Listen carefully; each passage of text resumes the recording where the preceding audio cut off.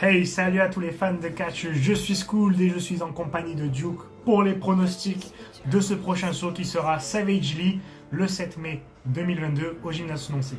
L'opener de ce show, ce sera Gallo l'invincible contre José Moreno l'invincible. Donc les deux sont invincibles, hein. En ce moment ils sont sur une série d'invincibilité. C'est incroyable. Qui va remporter cette série d'invincibilité? Qui va gagner ce match? Sachant que c'est un match last man standing, le dernier homme debout, comme diraient les Français. Oui, comme le diraient les Français. Que penses-tu, Duc? Je pense que c'est Gallo qui va gagner ce match-là. C'est une révélation. Je pense aussi que Gallo va remporter ce match, parce que je suis d'accord avec toi. Gallo, il est sur une série d'invincibilité, en plus il est grand, il est fort, et il est puissant. Ça sera Gallo pour moi qui va remporter ce match du dernier homme debout. Favori du public aussi, donc Exactement, même si je vous il n'est pas détesté, bien sûr. Bien évidemment. Le deuxième match de ce Savage Lee, un match de titan, puisqu'il oppose Aiden Black contre Osvaldo, l'Argentin préféré de ta grand-mère. C'est un match Fall Counts Anywhere, ce qui veut dire que le tombé peut se faire n'importe où, Dallas, de partout. C'est-à-dire même sur notre table, Même sur le parking. On sera comme ça, sur le parking aussi. C'est vrai, sur le parking, Sur le parking, sur la voiture. J'en perds mon français. Bon, Sur la Clio 2 de Jean-Pascal. Pour moi, ce match sera remporté par le tout fraîchement couronné champion, Young Tiger, puisque c'est pour le titre Young Tiger. Donc il ne peut pas perdre ce titre une nouvelle fois aussi rapidement. Ce sera Aiden Black. Et toi, Duke, que passes-tu? Que passes-tu? Je ne passe Que pas. passes-tu? Que passes-tu? Je ne pense Que pas. passes- Je ne Que pense passes-tu? pas, car j'en suis sûr, ça sera Aiden Black. Donc vous savez son titre. On le sait très bien, Osvaldo c'est un très bon combattant, Ah, on le kiffe. tout aussi technique que rayonnant sur Il est le incroyable. ring. Il nous Mais- apporte son petit soleil. Voilà, Comme Marcelo Bielsa à l'époque.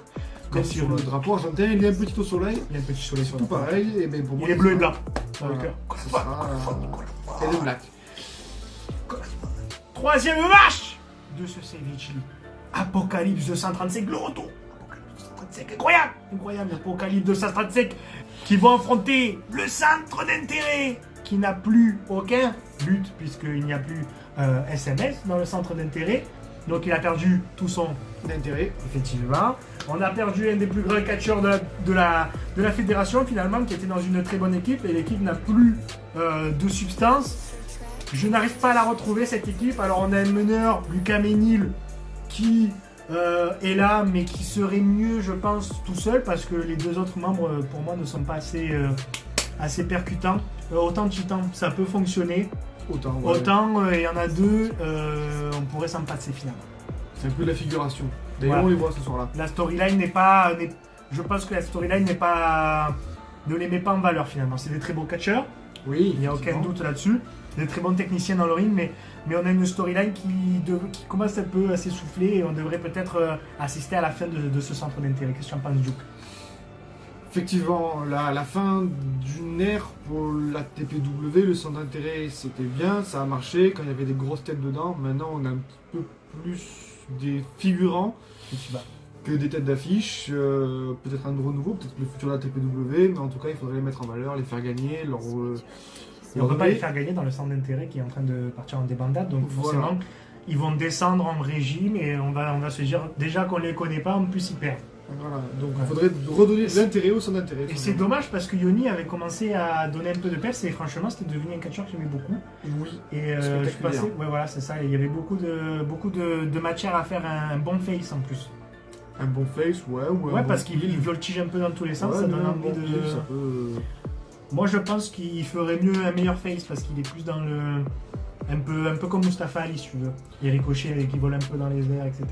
C'est vrai, c'est vrai. Donc c'est très... en tout cas on espère qu'ils seront mieux utilisés dans le futur. Donc je pense malheureusement pour moi que du coup le centre d'intérêt ne pourra pas gagner ce match. Je pense que tu es d'accord avec moi, Duke. Ça sera Apocalypse 235 qui va remporter ce match C'est ça. et donc affronter les autres pour le match par équipe. Les autres qui sont du coup composés d'Eddie Marston et de Camus Socrate. C'est ça. On les avait un peu oubliés, pourtant ils étaient bien là. Oui, ils étaient là malheureusement, on les a pas trop vus ces derniers temps, les champions. C'est un peu dommage. Effectivement, ouais, les Lyonnais. Donc Honnêtement, je sais pas. Peut-être que ça annonce que Apocalypse 235 va remporter ce match pour prendre les ceintures à une équipe qui n'est pas utilisée finalement. Oui, qui est de moins en moins présente sur la scène marseillaise. Il paraît qu'ils ont une autre branche, une autre filiale sur Lyon. Ouais. Je sais pas ce qu'il en est, mais on les voit de moins en moins. Ce serait intéressant de refaire sortir. Ben, soit, si on les fait gagner, en tout cas, il faudrait que soit on les voit plus. Voilà, ou alors qu'ils lâchent les ceintures, Voilà, c'est justement. ça, pour voir plus. Pour donner de nouvelles Apocalypse. équipes, peut-être redonner de l'intérêt au sein d'intérêt, pour qu'ils reviennent dans la compétition, ou pas. Ouais, d'ailleurs, parce que la division par équipe, elle est très maigre, je trouve. On n'a pas beaucoup de prétendants pour le titre. Il n'y a pas beaucoup d'équipes. Il y avait Gallo, Tom Laufa, mais ça a été. Il n'y a pas beaucoup d'équipes. Il n'y en a pas, genre, il y a deux équipes. Il y a son intérêt, il y a les autres. Ouais, les autres, et Il y a Apocalypse 235 maintenant, mais ils viennent d'arriver. Il y a les Metal Mafia, Metal Mafia, mais qui on sont les pas là souvent. catchés aussi. Malheureusement, alors que c'est de très très bons catcheurs. Très très bon catcheur. Ouais. Honnêtement, moi je les aurais bien vus gagner le titre, c'est un peu dommage. Ouais. Donc du coup oui, pour nous ça va être Apocalypse 235 qui va remporter ce match et qui va remporter les titres par la force des choses, puisque ils feront une meilleure équipe de champions, je pense. Oui. C'est 2 matchs sans disqualification, mais le résultat devrait pas changer grand chose, puisque dans le centre d'intérêt il n'y a plus personne qui peut intervenir quasiment. Il y a Titan et Camille, mais ils le font pas parce qu'ils sont bidons, voilà, faut le dire. Faut le parce dire. que déjà oui, et en plus ils sont sur une run solo chacun. C'est ça. Donc ils en ont un peu rien à foutre du centre d'intérêt finalement. Donc le main event de ce Savage Elite, un match TLC, c'est incroyable ça par contre, match TLC où on a un maître de la violence, un maître des armes, des échelles, des tables et des chairs, des chaises bien sûr. Oui. Et donc du coup on va voir encore cette revanche, ce Jack Spain contre Jean-Michel, enfin Jacques sans nom. Il a perdu son nom dans une autre fédération. Donc on va assister du coup à ce match. Pour ma part, je pense que Jean-Michel devrait conserver son titre, encore une fois, de manière un peu aussi rocambolesque que la première prise de position. Je pense que Jack Spain va malheureusement être sur une série de défaites. Il est un peu dans une mauvaise passe, que ce soit ici ou dans les autres fédérations. Donc on lui souhaite tout le meilleur parce que c'est un très bon catcheur. J'ai beaucoup aimé. dit qu'on lui souhaite tout le bonheur du monde et que son chemin évite les bombes. Exactement. Bon, en tout cas voilà, je pense que malheureusement Jack Spain c'est un catcheur qui n'est pas très bien utilisé. Ça pourrait être un main eventer, titre TPW je dirais. Parce que oui, ou alors un très bon heal qui. Exactement, mais moi déjà oui, il m'a beaucoup surpris au dernier show. C'est un très bon heal. Bah oui. Déjà de une, et de deux, je trouve que c'est un très bon catcheur pour les matchs extrêmes. Et tout ce qui est violence, etc. Il a pas peur du tout, genre il en a rien à foutre. Et je trouve que c'est dommage qu'il n'y en ait pas plus souvent. Et qu'on le voit pas plus devant. Bah alors en fait, ce qu'il faudrait, c'est en faire non pas la personne en titre, parce que du coup ça le mettrait sur un piédestal où on ne pouvait pas lui choper le titre, donc il gagnerait tous ses matchs. Ouais, mais après, il peut voir un galop qui vient derrière, Voilà. un peu champion du peuple et qui vient le détrôner. Et Ça donc, peut être une bonne chose. ouais, ou alors, D'avoir un gros heal. ou alors le voir en tant que challenger numéro 1.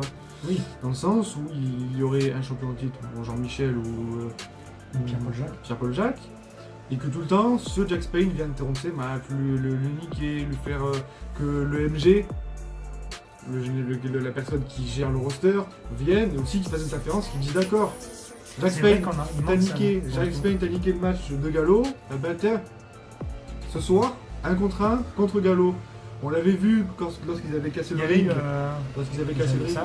Et en plus, on a vu la toute première intervention du General Manager. Je savais pas que c'était le General Manager d'ailleurs. Raphaël Belmont. Voilà. Ça, je savais pas du tout que c'était le General Manager.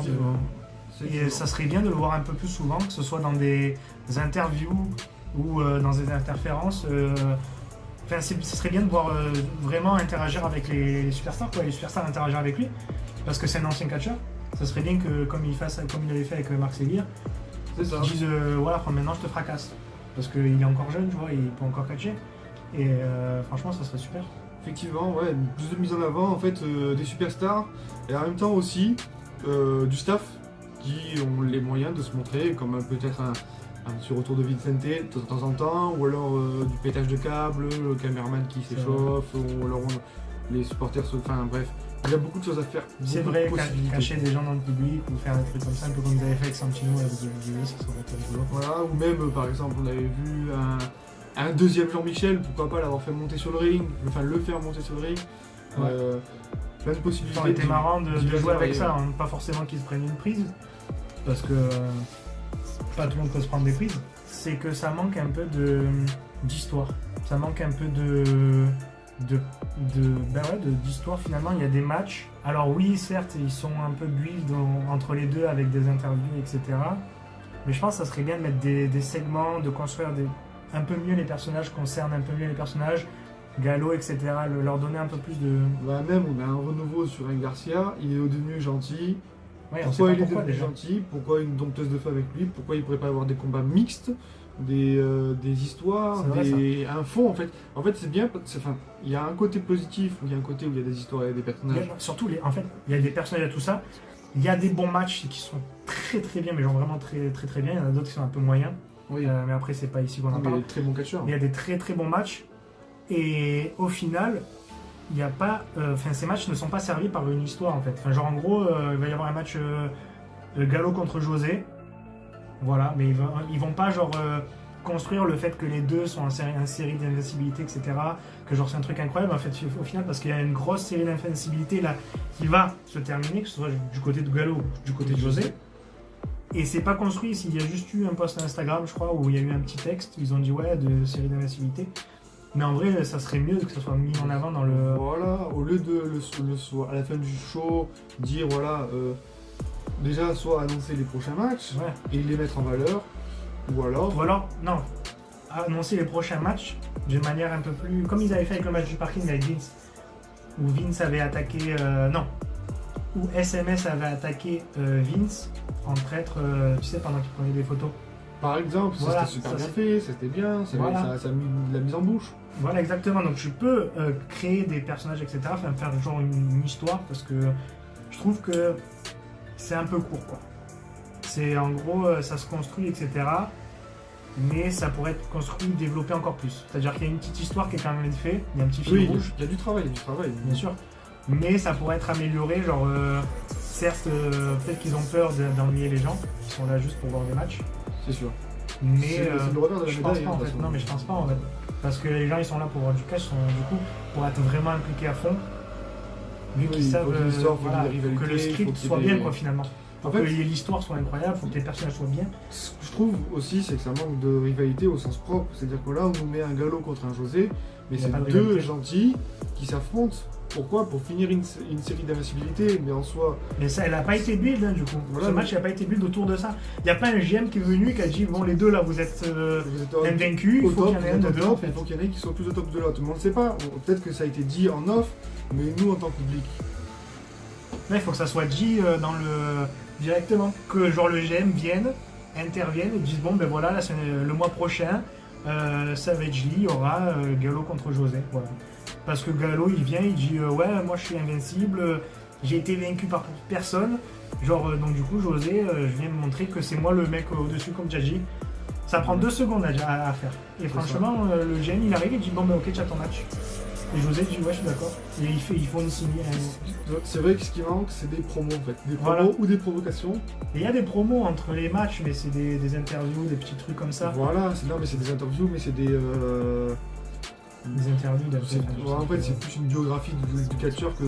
C'est ça, on voit plus le caractère du catcheur que c'est vraiment ses aspirations. Ouais, finalement. ses aspirations, ses ambitions, ses ennemis, ses alliés. Pourquoi pas créer de nouvelles équipes aussi. Peut-être que Ça manque beaucoup d'équipes. Après, on a le culte qui arrive. Ça, c'est bien. que le roster peut-être n'est pas assez étoffé. Peut-être faire monter Mais des mecs de des rage. centres de formation, Ouais, voilà. ou de rage, ou de.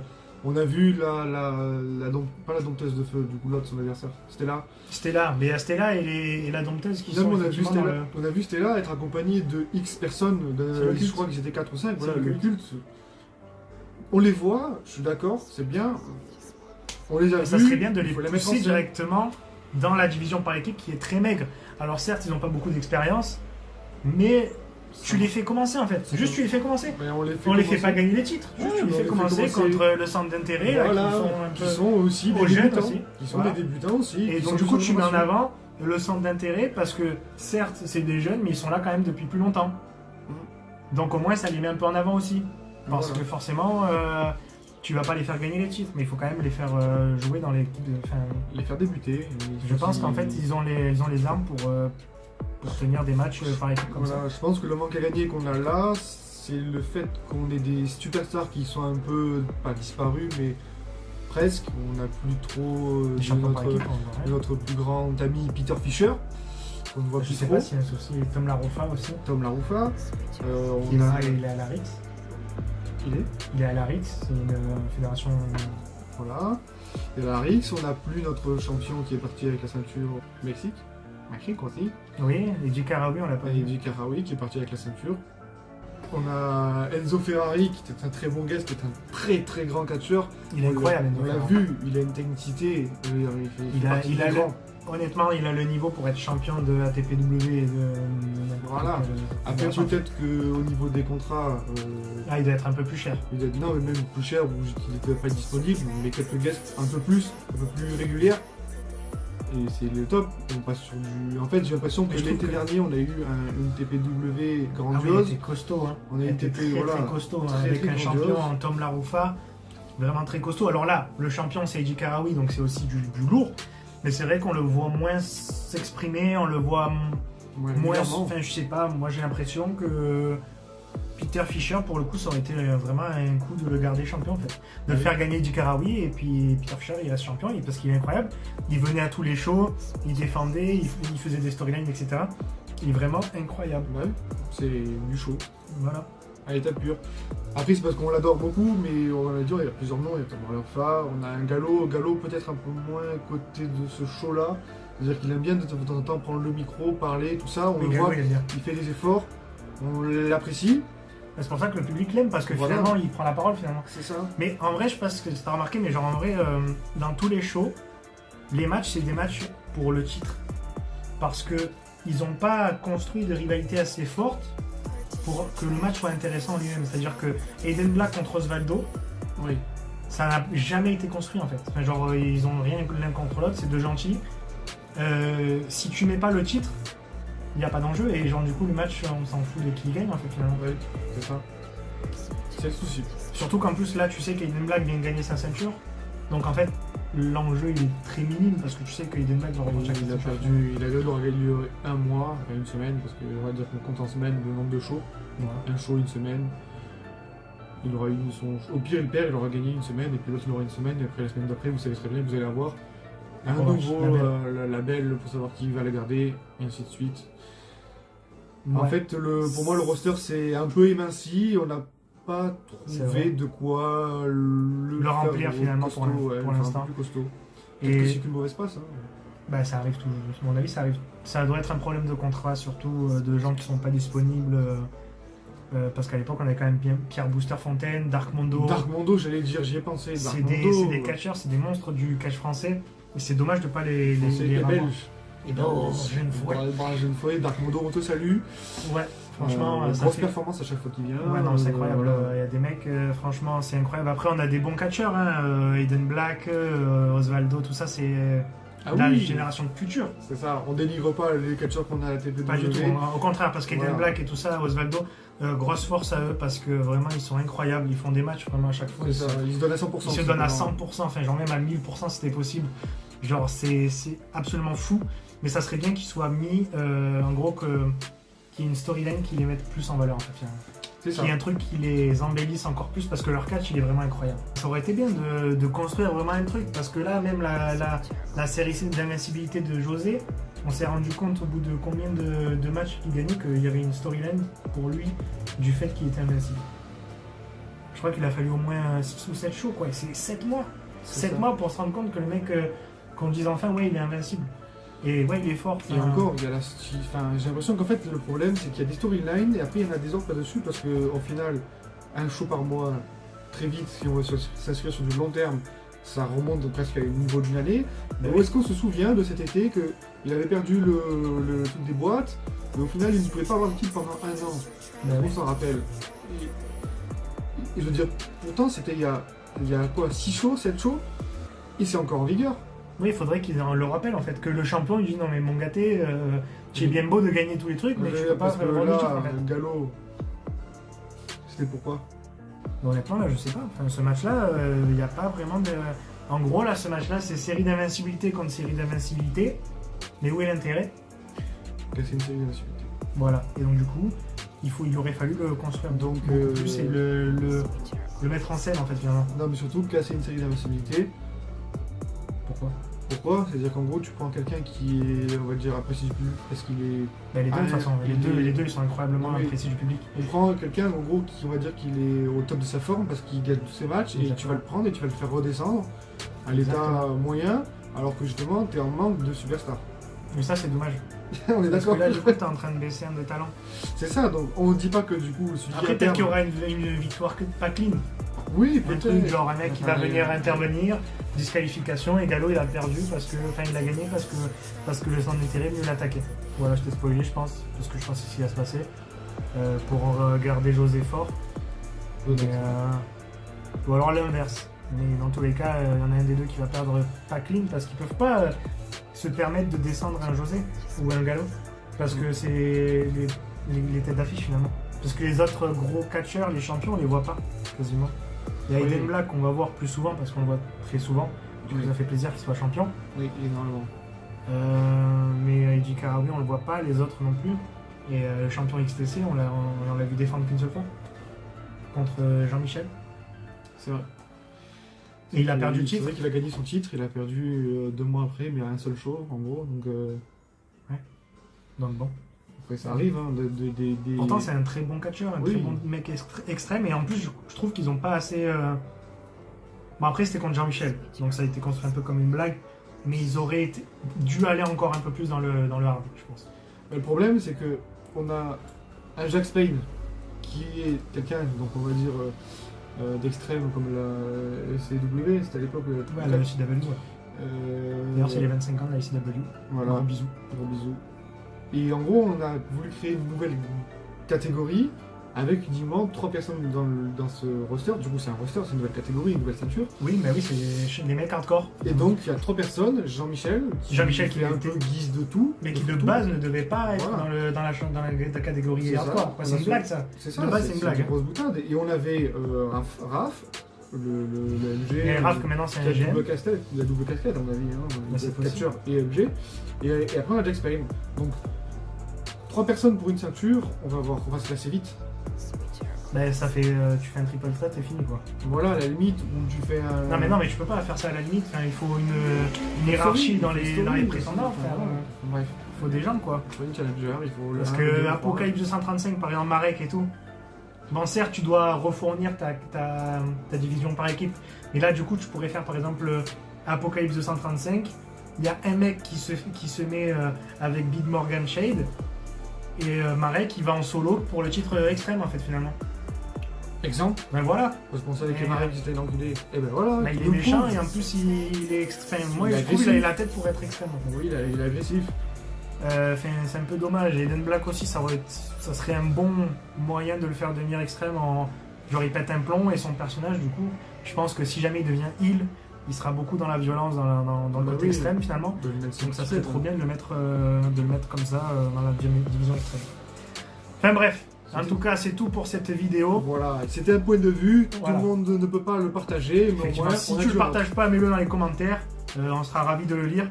En tout cas, nous on te retrouve ce samedi 7 mai au Gymnase Noncelli à la table des commentateurs avec mon collègue et moi-même. Nous t'invitons grandement à t'abonner, à activer la cloche, à mettre un like ta grand-mère. Et après, on se retrouve pour de prochains pronostics. Allez, ciao. Allez, ciao.